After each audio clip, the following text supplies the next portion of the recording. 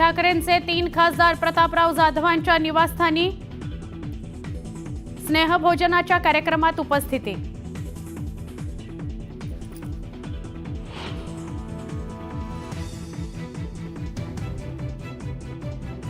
स्नेहभोजनापूर्वी परवानगी घ्यावी, आदित्य ठाकरेंच्या खासदारांना सूचना।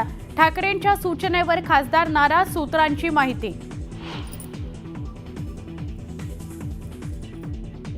दिल्लीत आज शरद पवारांना भेटणार नाही, आमच्या मुंबईत गाठी भेटी होत असतात। आदित्य ठाकरेंचं भाष्य, पवारांची भेट का टळली, नव्या चर्चांना उधाण।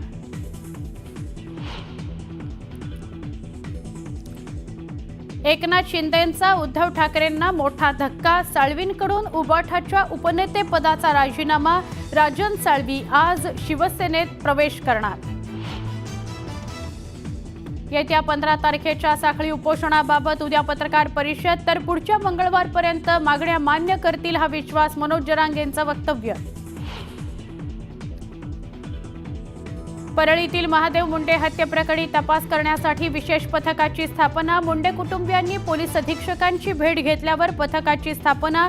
1 पोलीस निरीक्षक, 4 कॉन्स्टेबल्सचा समावेश। मंत्री धनंजय मुंडेंना कारणे दाखवा नोटीस, निवडणूक शपथपत्रात दिलेल्या माहिती संदर्भात करुणा मुंडेंची तक्रार। तक्रारीनंतर परळीच्या फौजदारी न्यायालयानं बजावली नोटीस।